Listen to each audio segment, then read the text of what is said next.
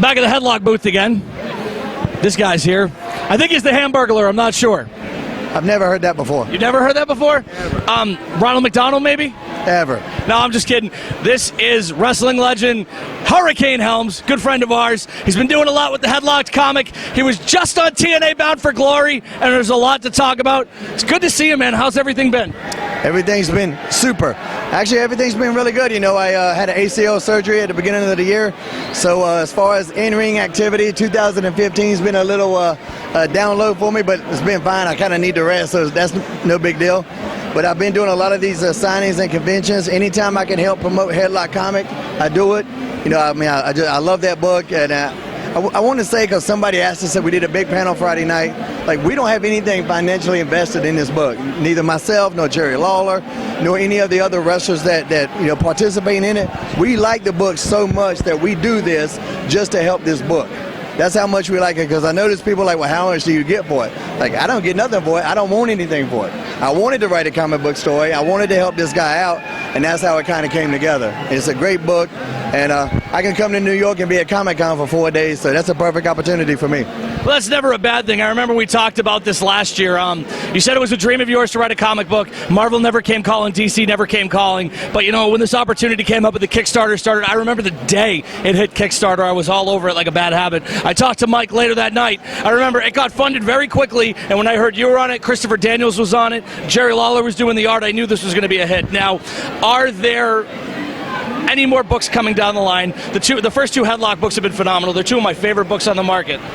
Without a doubt, there's some more coming down the line, and actually my story is going to be being turned into a animated comic as well, so there's definitely some stuff coming down the line. And actually DC and the Hurricane were going to do a little bit of business together back in the day, and we had artwork commissioned. It was when Kyle Rayner was the Green Lantern, and we got some really cool artwork of the Hurricane and Green Lantern together, but WWE had a third-party book deal at the time, and that kind of put the kibosh on it as far as who would get the rights to what and all this kind of shit. But there's definitely been talks with other companies too, but you know, right now, especially since I'm with TNA and WWE owns the rights to the Hurricane, you know, I got to kind of put that idea on the shelf. So, but it is still a dream to see that character in a comic book form one day as well.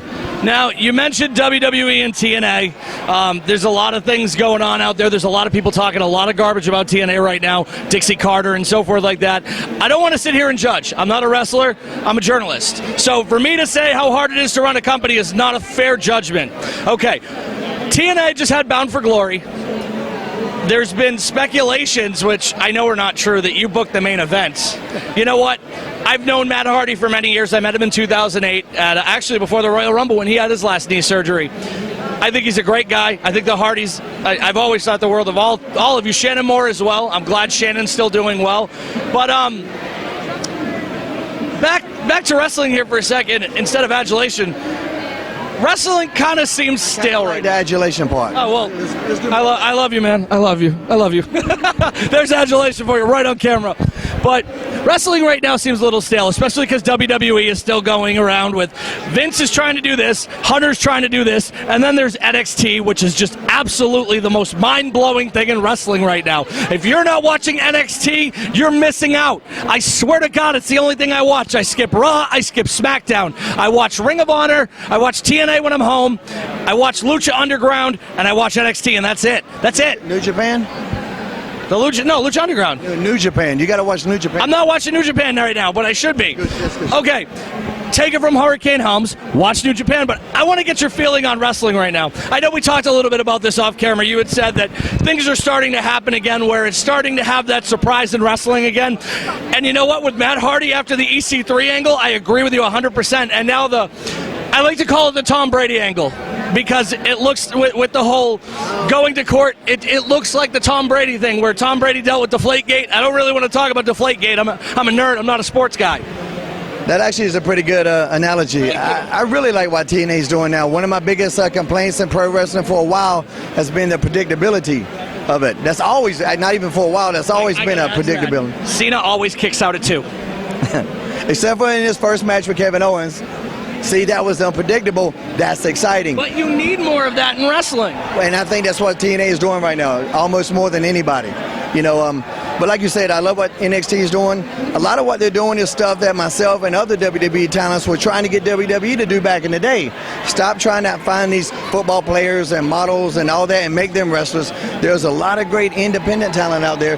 Get those guys, put them in developmental, and that's going to work because those are the guys that have the passion. They've been doing it for years. When you talk about a guy like right now, Finn Balor, even Seth Rollins, these are guys that did stuff. Not that he's on NXT, he's a WWE champion now, but that's why he was so successful in NXT, because he put time on the clock on the Indies and Ring of Honor and stuff like that.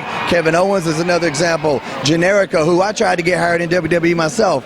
There's several guys on the Indies still that haven't been to NXT and can make it better, and those are guys I'm trying to get in TNA right now. I brought in Trevor Lee, bringing in Andrew Everett. These are like young talents that have the hunger, have the drive, and can be bigger stars. I'm very proud of my career and what I've done as Hurricane, and I know the Bound for Glory appearance was exciting, and I think the X Division needs something like that, and I'll be there to help. But I've had my day in the sun. I know I can go in there and still do a little bit, but these are the guys that are going to be doing a lot. The future belongs to them, and I'm just there to kind of help those guys out in that regards. So I did not book the main event of Bound for Glory. Interesting rumor that circulated. The agent stuff, actually, that part is true. They brought me in as an agent. I do bring in a fresh perspective, but I kind of think anybody new would bring in a fresh perspective. But I've helped a lot of guys that are there, and even guys that have been there for a long time. I've helped them look at things in a little different light, and that's what I'm going to continue to do. That's what an agent does. An agent does not book the shows. The articles that gave me the praise, I appreciate what they have. I do want to clarify that. I appreciate the credit, but I don't want to take credit that isn't due. I did not book that main event. I helped that main event happen as far as the... without getting into the breaking kayfabe aspect of it, we got a story. We know the ending of the story. How do I make it better until the end of the part? But those are three guys that are going to be good no matter what. Triple threat sometimes can be really hard, especially when there's two baby faces and a heel. That can be difficult, but I thought that main event really delivered. I think the crowd showed you it delivered. That crowd went bananas, and I think maybe it was a little bit more bananas because it's North Carolina, and that's Matt Hardy country, or Hardy Boys country, a little bit of Hurricane country, but I think the crowd would have went crazy no matter where we're at. It's not like Matt isn't popular all over the world. Very. So the haters saying it was just because that was in North Carolina, that is completely untrue. That's a guy that's popular worldwide. Drew Galloway's popularity is increasing, and he's way better now than he's ever been in his career, and EC3, I think the future's unlimited for that guy. He's a guy that's easy to hate, and there's so many heels in the business today that are afraid to get hate. He's such a heel.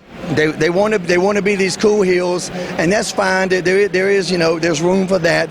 But I like old school heels that you hate, like the guy behind me, Jerry the King. Right here? Yes, he's a legend. But when he was a heel, he made you hate him, and that's what I miss in wrestling right now. There's like nobody that I despise. You know what I mean? And hopefully EC3, I think, is tapping into that. He's very easy to hate. And Eli Drake, actually. Yes. He's up and coming. He's easy to hate, even in real life. I'm going to leave it at that. I know you got to get back to your line. Top 5 heels of all time: Jerry Lawler, Billy Graham, Hulk Hogan, NWO Hulk Hogan, Triple H, Ric Flair. A lot of good ones in there. I'll add Tully Blanchard too. Keep in mind, I never hated Ric Flair. So it's weird. It's weird. Very fucking hard to hate you, Ric Flair.